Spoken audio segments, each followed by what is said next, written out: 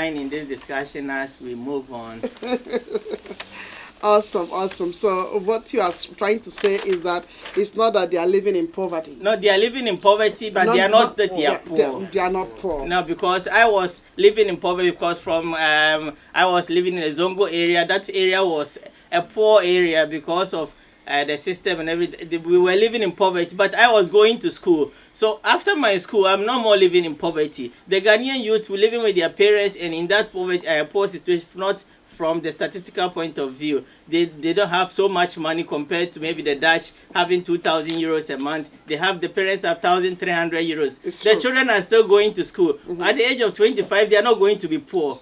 At the age of 30, they are going to have income which is 1,500 and so. So I think actually in the course of the discussion, we have to look into the history to find out why this hula baloo about Ghanaian youth are poor and the difference between Ghanaian youth are living in poverty. There is a history behind it, and we would have to delve into that one too. Thank you so much. Thank you so much, Richard. Thank you. Youth, yes, Anita, you want to add to what what he had just said? Yes. It's 100% true. The thing here in Holland or the Western system, when we talk about poverty, it's everyone that lives under the amount of 1,000 euro. Let's use Holland as an example. If you live under the amount of 1,000 euro, you live in poverty. That's how the system sees it. Yeah. So if maybe my parents are earning, or maybe only my mother or my father is working, and he or she will be earning 1,500. Yeah. Yes, then I will live in poverty. And if me as a youth, if I'm working and I live under the amount of 1,000 euros, I am living in poverty. But is it an art, or is the lifestyle that I choose to live like this? Because a normal, how do you call it, salary for a normal person will be what? 2,500 euro, maybe. Wow. That's what I'm saying. So if I live under the amount of 1,000 euros, then I'm living in poverty. Exactly. Yeah, but that doesn't mean if I have to use 500 to live on, I am going to be okay. If I have to use, so what you are trying to say is that the minimum wage you are getting, like there is a minimum wage in the country, so the minimum wage should be 1,200. That's the minimum wage. Yeah. It's 1,200. It's 1,200. And here, that depends on what you do. The kind of job exactly. So, but it has to be at least 1,200. So when you are not getting up to 1,200, you are living below. For the system, you are living under poverty. Under poverty. Yeah. Okay. All right. Okay. That is what. That's how it's been defined. Yes. All right. So then that means we have many more. We have many youths, many Ghanaian youths who are living below 1,200. Yeah, but the question is, why are we labeled that we live in poverty? Because I don't know how it came up to that. Is that the way we act? Is that the way we live? Or is that because we are not going to school? Or is it because we are living in debt? That's the question. Right. Actually, I do not know how they came up with this research, but that is their finding, that among the migrant community, the Ghanaian youth used to be probably the poorest. No, I think they came out in a very simple. They took, as I explained first, they took the household. That is, each house. If I'm living in US house of 159, how many people in US house of 159 are working? Okay. And how many, whether they are living there is, how many people, whether they are children, their parents, that both parents or only one parent is living in that house. So if one parent is living, is registered, officially registered in that house, and that person has 3 children, that they use the income of that parent, because maybe the children are between 10, 18 or 15 years, they are still in school. So the amount, they might be working in Hema or other places, but they are taking very little amount of money. So the amount of money they take, in addition to what the parents take, then they sum everything together and work out for the annual income, that is by 12 or by 13, adding the that is the holiday money to it, and then they come out with the average. So based on that average, then they see that you are within 21,000 to 2,000 or what. So for instance, in Amsterdam Southeast, in the whole of Amsterdam, the average income for the year is 30,000. That is the average income for the whole year is 30,000, and within Amsterdam Southeast is 17,000 euros. and that is for the whole year. Yeah. Yeah, but we have the active workers. In Amsterdam South, the total population is 88,000 plus 100 or so. And the active workers are about 54,000. And 54,000, out of this, about 24,000 are men. And 28,000 are women. So, which means that the women, 26,000 are men and 28,000 are women. There's a lot of women are working. Yeah. But unfortunately, the women receive lower salaries. So they receive 23,000 a year. That is from the active workers. And the men receive 28,000 annually income. So, and we know that the single mothers are more because of the DICE system, where the Dutch laws, which allows before, if you want to register as your child, I think 6 months after or before 6 months in the pregnancy, you have to declare in the start house that you are this boy or girl is my child. Yeah. Because of the system, we don't do that because I think it's more convenient to be a single parent. And then, so because of that, we have a lot of single parents, but in actual fact, the parents and the fathers are also around. But the system only takes into consideration only the mothers. And if you take only that into consideration, obviously we are going to be below the level. So, and if they are going to compare it to the whole of Amsterdam, obviously Amsterdam, the number goes higher. So they do the statistics based on this, and there is no challenge about the statistics or by the work done. That is the figures, but the interpretation has to be done, and also even what they have written. And they said, as I said before, Ghanaians are living in poverty. The Ghanaian youth are living in poverty. Not that Ghanaian youth are poor. No. Defense, stay on that, and they are from living there we in poverty. move on. All right, thank you so much. I think I would like to give the parents the chance to speak. Now, parents, do you think what can you say?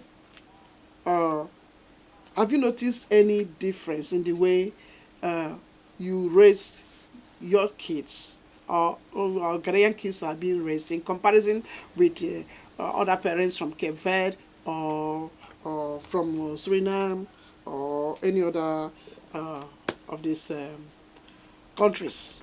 Are there some differences? Yeah, the differences I see as a person, also as a parent, I believe, I also dispute the fact that Ghanaian youths are living in poverty. Mm-hmm. It is true that maybe they are living in poverty, but they are not poor. No. But if I compare maybe a Suriname guy or maybe a Moroccan guy with the Ghanaians, I see very little difference. Because we find that the poverty comes through the children. If the children are more, then through their calculation, you can see that we fall into the poverty limit. But when you look at the Arabs or the Moroccans, they've got more children. Yeah. One can get 10 or 5 or 6 children. When you talk about Ghanaians, most Ghanaians will get maybe 5 or 4.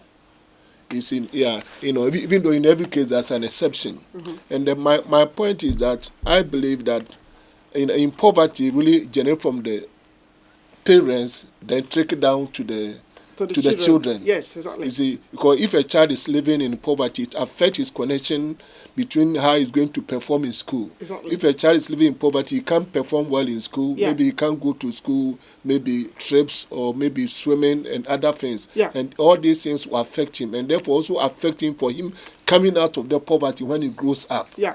So, but what I believe that we should take in consideration also is the cultural values. As a Ghanaian, what I really find in the church is that most of our values have to be challenged, because most people think that what we really need when you come to the Europe. I'm talking about the first generation, because I came here 87. Okay. In the first generation, when you can get one house in your home, then that will be okay. But this is a very, very low, mentality. Aim too high. Okay. We have to break this culture. It's a cultural value, and unless we are prepared to break it, and we hand this value to the children. When the child is growing up, all what he needs to maybe build one house in his hometown, another time in the capital city. And exactly. This thing, a person doing, school marking can achieve it. Yes. Cleaning job. You can do cleaning job and achieve this within maybe 10 or 15 years. You can buy one house in your country, in your hometown, another one in the capital city. So what I'm saying that in interpreting poverty, we have to break the cultural values, the values that we are passing on to our children. Because when you sum up many children, what do you want to do? Most people want to go and work. Very few ones say, I want to establish my own business. Okay. When you bring about maybe 15 or maybe 100 Ghanaian graduates, so what do you want to do? Most of them want to go graduate, have their degree and go and work. Very few want to say, look, I want to establish my own business. Yeah. You see, so these are the cultural values that we have to break, that we have to make sure we impart this to our children, that look, I want to have my own children, I want to have my own business. Okay. So as much as this, we impart this into our children, then, we can come out of this, bondage, thing that they have tagged us with. Thank you so much, Pastor. Thank you. Any parent, is there any difference about the upbringing of how you raise your kids in comparison with how other parents are raising their kids? Okay, my issue may be a bit different. Okay. In the first place, I want to question the statistics that was used in measuring the poverty. Okay. Using the average income per family. Somebody can receive 1,000 euros per month, Yeah. but economically will be doing better than somebody who receives 10,000 a month because of planning. Planning. If the one taking 10,000 euros a month does not plan well, by the end of the month, you'll be at deficit. Yeah, definitely. While somebody receiving 1,000 euros can plan in such a way that at least it will be equilibrium. Really? Maybe not high, not low, but the income will be enough for the family. Yeah, But then, that is not the way they use to measure. Yeah. That is why they are saying Ghanaians are poor. yeah, okay. I may be officially receiving 1,000 euros a month. Yeah. But besides that, I can have something small to do to earn money, which is not official money. Okay. Do you see? Yeah. But how And does then it I'm not affect the living youth? poverty. Yeah, how does it affect the youth? The youth. Yes, because if you are earning that amount of money, then how does it affect the upbringing of the youth? Okay. The children, are they going to the right school? So are they graduating at the same time their Dutch counterparts are graduating? And are they not growing up having so much responsibilities? It's small things that like the policy watches. Like there are some kids that don't. There are some children that don't bring bread to school. Yeah.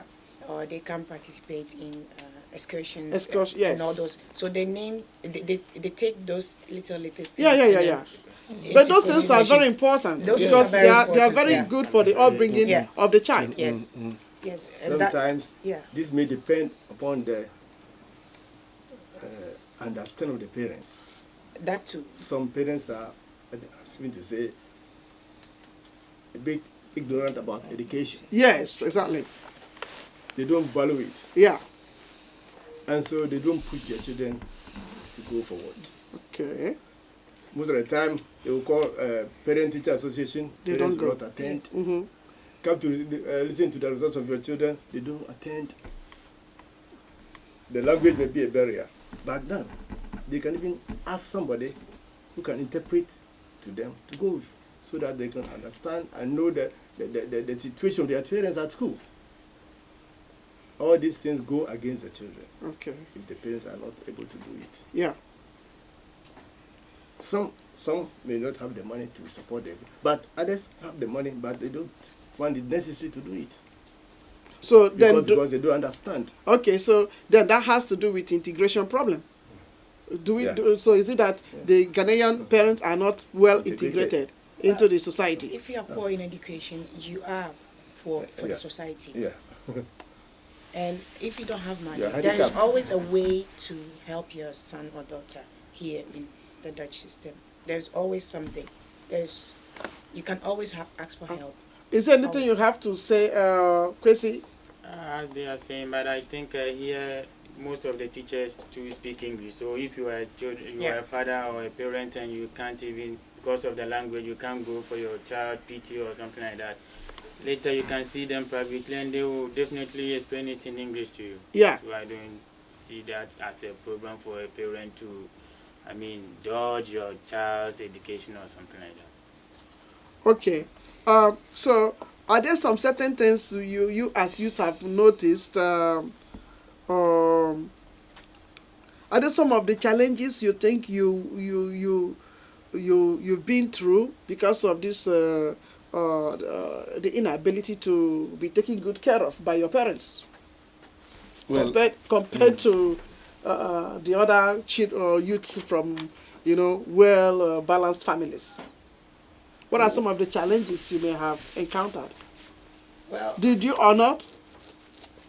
well, for example, I wasn't raised with coming home with 200 euro shoes or something while I was studying. Those are little things Yeah. they all consider into this poverty things, because if I should have debt at the age of 18 years, Yeah. I will be living in poverty. Those are small things that they all count in this poverty. The debts, the how we live, and all that. Yes, I know. If, as Uncle said, if I should live with 1,000 euro, I will manage to live with 1,000 euros and go to school and do all things I want to do. But if I should live higher than the money that's coming in, I will be living in poverty. So the youths, do they not have challenges? I mean, if they are being raised from a low income family, don't they have some challenges? I mean, trying to measure up like the counterparts. We will. Then we made some stupid decisions. Oh, yeah? Yes. You see? It's coming up now. Really? Yeah. I need, yes, Pastor, you want to well, I say believe something? some of the decisions, for instance, if you have maybe a smartphone, Yeah. which is very expensive, because you see other people holding it, also will try to buy it. And this will bring some debt on his accounts. But he doesn't care.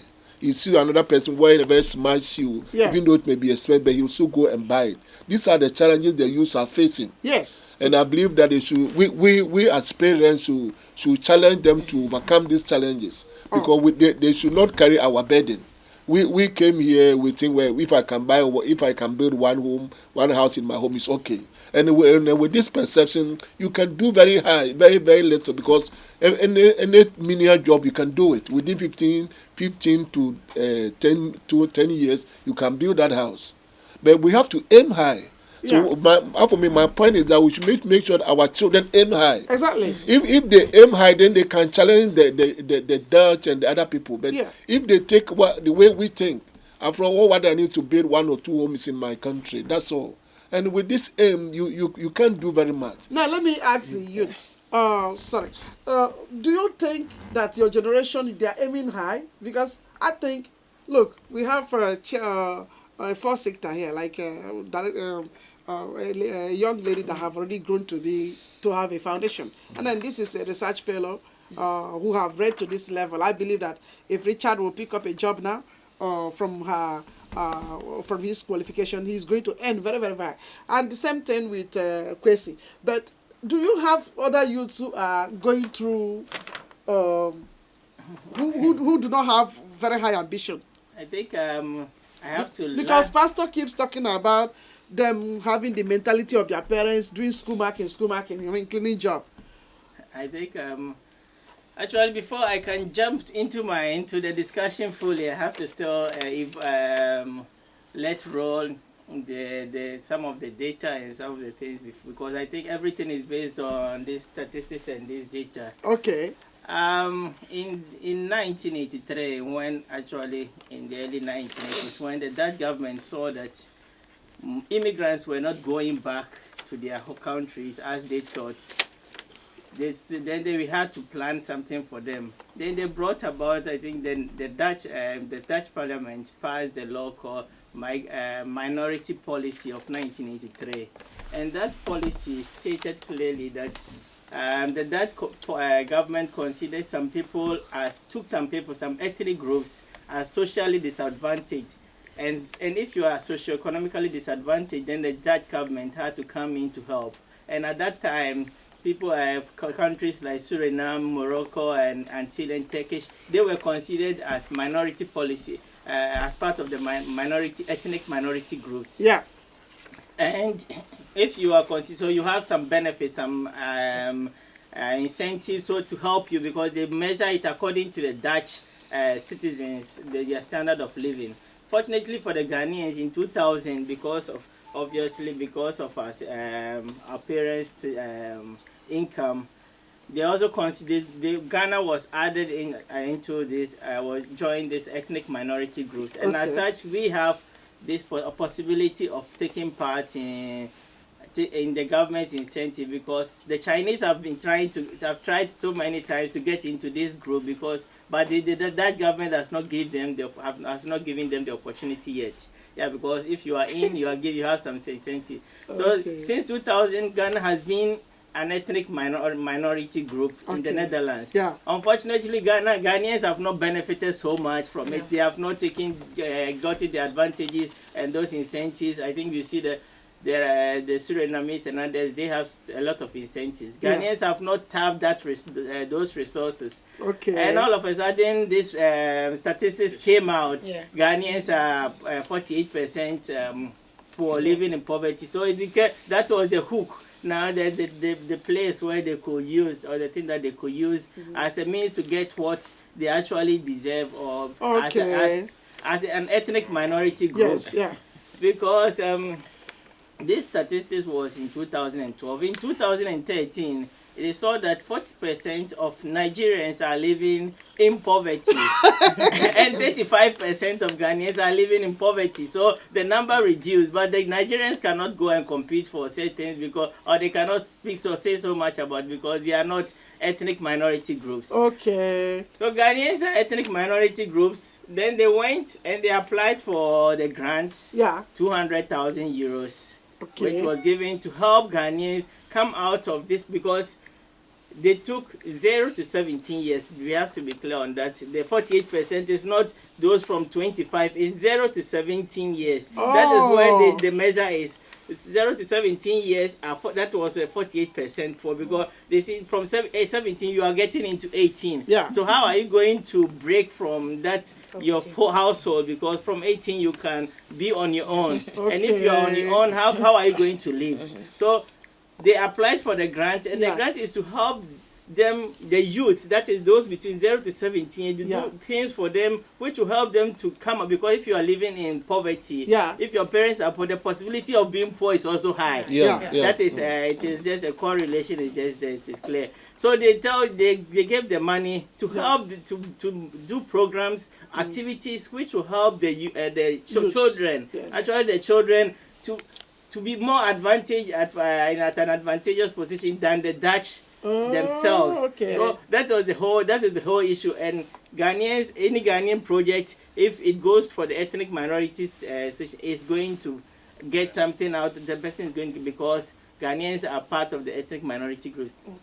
But unfortunately, I went through this project. I mean, the project which was like the 200,000 project, and what I saw was just very bad. Because the budget for the 2000, the project is one coordination is only 24,000. Communication is 5,000. Story and campaign is 25,000. Community building 5,000. Training and guides 20,000. Budgeting 15,000. Classroom 22,000. Learning process work 58,000, meeting 3,000, unforeseen or miscellaneous expenses 23,000. That sum up to 200,000. So the question is, where is research?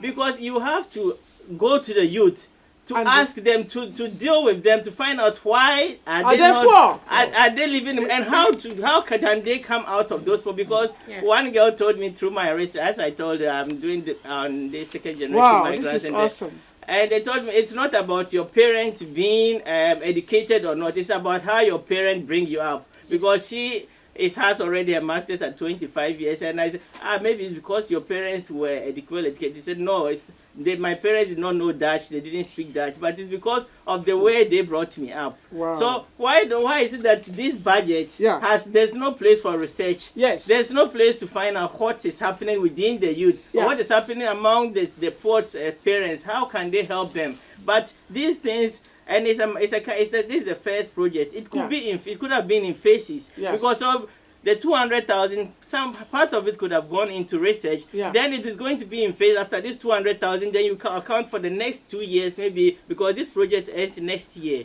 How are you going to build upon this project for another bidding for the next 2 years, because these projects are not sustainable projects. Yes. Because sustainable development. Yeah. These are not. No, at all. Yeah, so that is what for me, when it comes to the poverty issue, yes, it was an issue to help get some funds for the Ghanaians. Yeah. But how are these funds being used in the society? That Exactly. is my problem. Yeah, and exactly. you see a lot of media is very high. I mean, the accounts of Facebook. and those the expenditure, how it was used, how the money is used, is not actually rich. And you ask people, 5,000. have you heard of anything? But that's 5,000. Yeah, have you heard of anything going on? They say no, because for me, I heard it once during the campaign. Jude Keller was mentioning the 200,000. After the campaign, Mr. Duse came to the television and announced there are 7 different stages, 7 different groups. After which, nothing has been heard about it. And the youth, it's unfortunate because for me, as I'm just getting to the end of my field work, and I see that the ethnic religious organizations, that is churches, are very important in the life of migrants. Yes. But the cooperation with the church in this very particular project, there's none. And even there's only one church which they mentioned, that is Pentecost Revival. But maybe the approach of what they are doing with the church is different. It's not really to get to the youth. So the point is, how come ethnic churches in this country, all the churches have about 50 persons in their churches, about 150. Why is it that they couldn't get to them? They rather go to ethnic organizations who have no membership apart from the leaders of the group. Yes. So the question is, how is this money helping the youth to come out of this poverty, apart from making noise about the issue of poverty? Then the youths, yes. The grant, was it voted by the government, central government, or by the European Union? It's a government issue. It's from the 200,000 for an issue like this is ridiculous, isn't it? Yeah, it is ridiculous. It's not because they cannot use you 1 million at the goal. They give you the 200,000 to do as a breaking ground to see what you can do with it. Then you can apply for more. Yeah.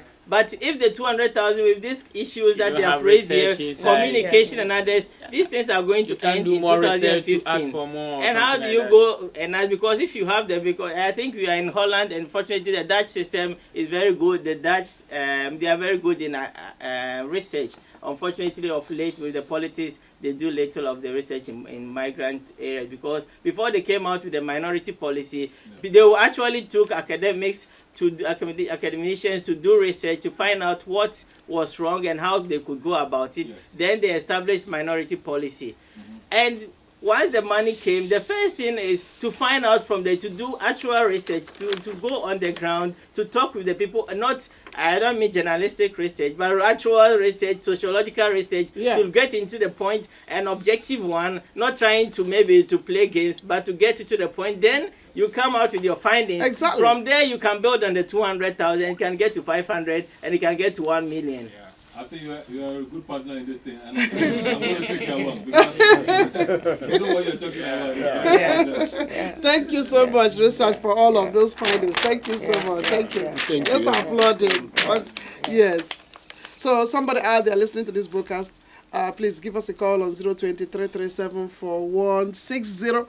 Should you have something to say in addition to what we are discussing, please just respond. Call us if you have some facts like Richard and others who are here. Just call us and let's make do with your facts, and probably it will help somebody out there who is listening. Thank you so much, Pastor. You're a religious leader. Are there? Have you noticed any trace of poverty among the youths in your church? Well, what I could say is that the way I noticed the poverty from the youth, it could be translated from the parents. Yeah, okay. Because if a parent is poor, normally to translate to the child, based upon the fact maybe how he go to school, maybe he doesn't have enough time to buy books, to go to a library, maybe like as I was saying, to go to the swimming pool, to go to school trips. All this impact on the ability of the child.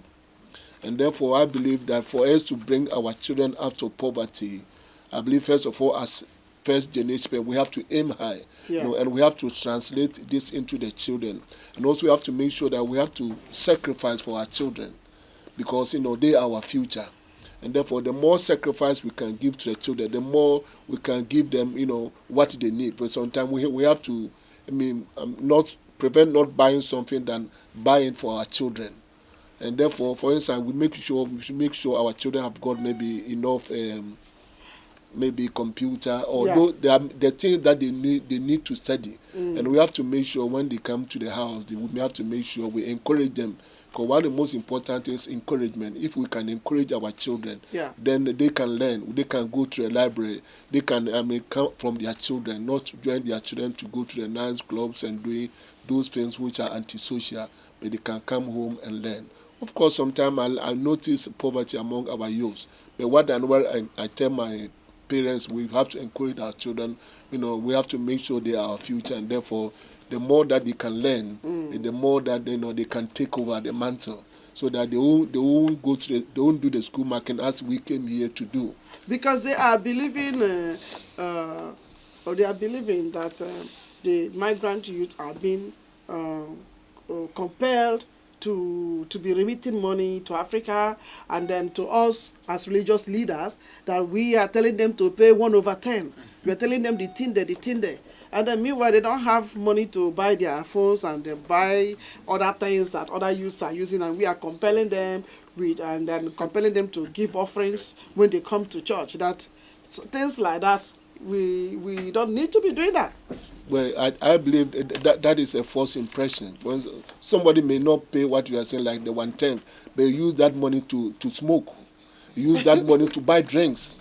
But people don't care about that. Once you can use that money to smoke, to drink, they think it's not a big deal. But once you can give us an offering to God. Yes. Then what we believe, as you give to God, God will bless you. Yes. Some people go to hospital and have so many sickness because they don't have the blessing. So I believe that is really not a big deal. Because as you give that to God, you are giving that so that God will bless you, and this blessing could be translated from our health. Most of these children, they don't go to hospital. They're not happy. As Pastor said, sometimes I think we the parents don't encourage our children. We don't communicate with them. So if you will be able to encourage that, what I pass through, I don't want you to pass through. You see, you encourage me. It will be, even how difficult it is. Say, I want you to aim high. I want you to reach high. I know you can make it. You see, you have to, put something in the child, But sometimes it's like, if we don't have time for them, if you don't guide them, it's like maybe, I want to just feast on what I'm doing. Aim only my work. When we don't have time, they will mess up. And some of the youth also, I think their lifestyle is so high. You see, if you are any low and you want to live a lifestyle high, it will really, you mess up and you will be poor, And if they will also come out, they will know that some people will say, I have to cut the coat according to my size. What you earn, you have to live according to that. And if they will also fix their eyes on the education, because education is money. You see, I believe that if you be able to finish your school, have a high determination in your education, if you come out to be someone and you can enjoy your life how you want it. But let's be realistic here. Are there some certain things that are making the Ghanaian parents not to be able to provide for the youngsters? Yeah, sometimes it's because if the type of work we are doing, if it is low, if we are a low income, sometimes it's difficult for you to provide what you maybe the child want. You see, and sometimes it's like the way out, how we have to come out from this thing, how to go about it. Sometimes lack of information, we don't have the information to go about doing things. And sometimes that also make life difficult for us and our children. Yes, I want to add a little to what you asked. Yeah. Some parents too, maybe from the pressure from the home, because it's like Africa, we are more interested in a standard family. Yeah. So maybe I know a family that maybe okay, my auntie is dead, my uncle is dead, and you have to send about a huge money to home for them to cater for. Maybe the child too may need one or two things. Not that he or she can't provide, but he has to send money to back home for it to take off. So maybe my niece need this, my auntie's daughter, my this. So maybe sometimes it's the pressure from home. So they spend more money, sending more money back home than the one that they have. Yeah, because we are not we are not individualistic by nature. You see, that's the way our culture is. Yes, We are exactly. not. You see, you can't be eating and then your sisters are suffering there, and then you are so satisfied. Because I believe in this culture, they are very individualistic. You know, it's just me. But we are not brought up that way. Yes, Anita. So it's not only about being Individualistic. that will make us not be brought up or be like made the parenting a good thing or not. What Apostle said, Pastor said, he said the encouragement or encouraging our kids will help us. Yes, but I'll always say this to my students that if you wake up at 8 and you see that your mom or dad are still in bed, you are going to do the same thing. So you can break our head, put the Quran, put the Bible, put every sort of religion into our mind, and every education that you'll find. But if we wake up and we see that our parents are still sleeping, we are going to do the same thing. Oh, so what are you trying to say? It's like we look at what our parents are doing. If they're not hardworking, that's what you want to say. If we are not, a parent doesn't need to have money to encourage his or her child. Yeah, because exactly. if my mom will say, I don't have money, but I want you to do this. I want you to invest in a long-term investment instead of a short-term. If I see that my mom is trying hard for me to go to school, even though she can't make ends meet. If I'm seeing that my dad is he's putting his whole everything in that he has in my education and all that will encourage me and all that motivation. And sometimes, and last time when we were at the program, I said before the age of 25 years we are doing stupid things. The brain is not fully matured. So you can tell us, go to school, do this. I will listen, I'll say yes, and the moment I walk outside, I'm going to do the things that I want to do. So sometimes the intrinsic motivation, it comes from us, and sometimes we look at a role model. Yes. So it's exactly. very difficult, and it's by His grace that will make us who we are. Well, we're gonna take a short break right now, and then we continue with this topic in the next 5 minutes.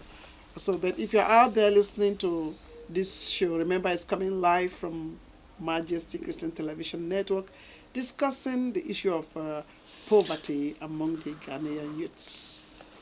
This is a sort of dialogue between the parents and the youths and the religious leader.